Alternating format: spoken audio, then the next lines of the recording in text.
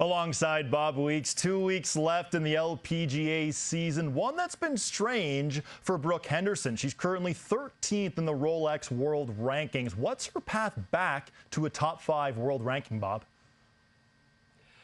Well, I think she's easily capable of getting back inside that top 5. You know, the thing is, first of all, the ranking system as it is not favor a player like Brooke Henderson who plays a lot of tournaments, because essentially what it does is divides how you've played into the number of tournaments you've played. So if you play well in fewer tournaments, like someone like Inbee Park did for many years, then you can rise up pretty quickly. Brooke always gets hampered by that.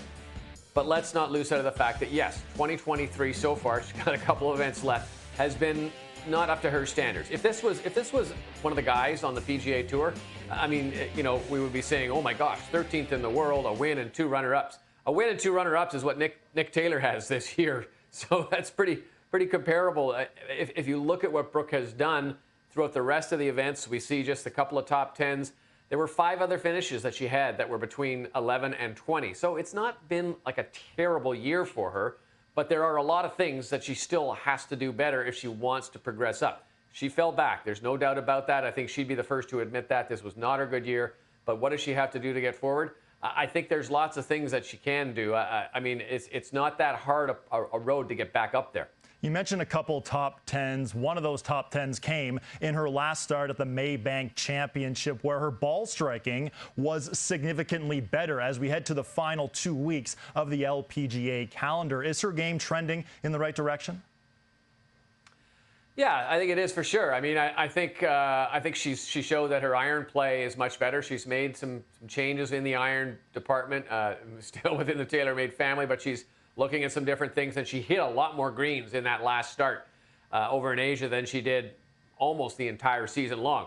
And if you look at the number of stats, if you look at where her stats are, you know, I mean, her iron play is one of the things that has really dropped off. Iron play and hitting fairways in regulation, and of course, those go hand in hand. If you're hitting out of the rough, you're not going to hit as many greens, so it makes it more difficult. The one other stat that I saw that was really kind of eye-popping for me was the drop-off in hitting par 5 greens in 2. Now, she had it at about 5% a year ago, and now she's back down to just 2.5. So basically, the number of times she gets onto a green in 2 on par 5s has been halved this year compared to last year. So that's a big drop for a person who is as long a hitter as Brooke Henderson is and as an aggressive as a player as Brooke Henderson is. We've seen her hit that driver off the deck so many times. I kind of like watching you hit that, Scully. You hit those ones off the deck. I can't even get it up in the air. But that's something to take note of, because if you can attack that, obviously it makes it better. The other thing that's interesting, as I said, it's not quite as remarkable, I guess, but there was definitely a drop-off in proximity. So when she does hit the greens, she's averaging about 3 feet further away from the hole. That doesn't sound like a ton, but when you start adding that up in those misses, and if that's the average, you know there's a lot more that are outside that average, and it's considerably more than it was, about 3 feet more than it was a year ago. So there's all sorts of little things that she can improve upon that can get better, and I don't think there's any difficulty in it. I think it's just a bad season for her. She's got to find some sort of a groove.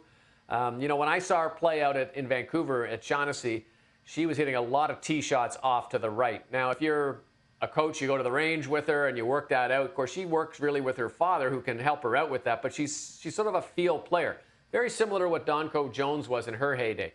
You know, you got to find the right groove. You got to feel what those shots are like. And I'm not sure if she's maybe just not feeling them as much as she did a year ago or what, but obviously she's got some room for improvement in some of the areas that are usually her strengths.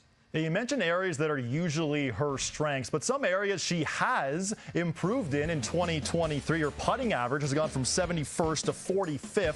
Sand saves, 76 to 35th. So some improvement in the short game for Brooke. So you wonder, Bob, if she's able to marry both her long game and her short game together. Possibly this is a good thing for Brooke Henderson. Now, you mentioned her change with the irons, too. Another change she made at the CPKC Women's Open that you were at in Vancouver is wearing glasses on the golf course so she can actually see where the ball is going. How big of an impact do you think that will have on Brooke Henderson, not only for the next 2 weeks, but next season and beyond, too?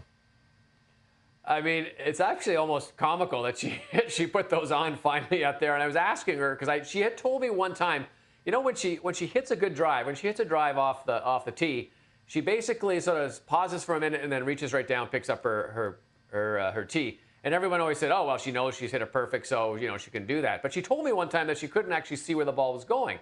Now, she kind of knew if she hit a bad one compared to a good one. But she said, I had no idea where it landed. I had no idea if it, you know, took a bounce or went into the fairway or into the bunker or something like that. So I thought it was pretty remarkable. But she said the biggest part was seeing it on the greens and not so much lining the putts up, because she could do that, but just seeing the ball track and seeing the ball go into the hole or lip out for whatever it was. I mean, that was, I think, almost a stunning revelation in a weird way. She was giggling about it, so I don't really think it affected her game that much, but I think it can provide her with a lot of confidence going forward. And she didn't take them off. She wore them all 4 days. She's worn them ever since, and she wore them. I played 9 holes with her out at Cabot in the fall, and she was wearing them then. So I think it's going to be a sure thing.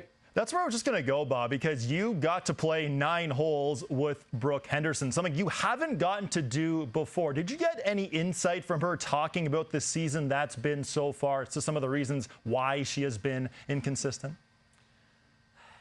There were nothing she said to me directly, but I just kind of read between the lines a little bit. And looking at her social media and talking to her a bit on that day, you know, I think that there was a sense that maybe I've done this. I've gone out in this really hard for a lot of years. You know, she's over 10 years now as an LPGA Tour player. She's been playing a lot of tournaments. And I noticed this year she's taking some time off. She went out to Banff. She didn't have any other reason than to go out there and see it. She thought it was going to be beautiful, so she went out to Banff. I thought she had taken a few more weeks off. I checked the number of tournaments she's played. It's about the same as it was last year, but there do seem to be more breaks where she has been shown to, you know, riding horses or going for hikes or things like that. And you wonder if maybe after 10 years, 11 years, the grind of just playing golf and doing really nothing else with your life except playing golf maybe has finally gotten to her, like it's gotten to a lot of players I've known over the years, both male and female. And now maybe you start to take a little step back, take a little more non-golf me time. And that could be part of it too. Okay, so it's early November right now, Bob. Brooke Henderson currently 13th in the world ranking. This time next year in 2024, where is Brooke Henderson in the world rankings? I say easily she's inside the top 8, and with a couple of good putts and a couple of good breaks, she could be inside that top 5. She's probably going to have to win a major to do it, and she's probably going to have to watch the number of tournaments she plays because, as I said at the top, that kind of quirky system that they have. But, you know, if she wins one of these last 2 events that she's got, everyone will forget about the year. She'll say what a great year it was again. And if she gets off to a fast start like she did this year, next year, then I think everything's going to be just fine with Brooke Henderson.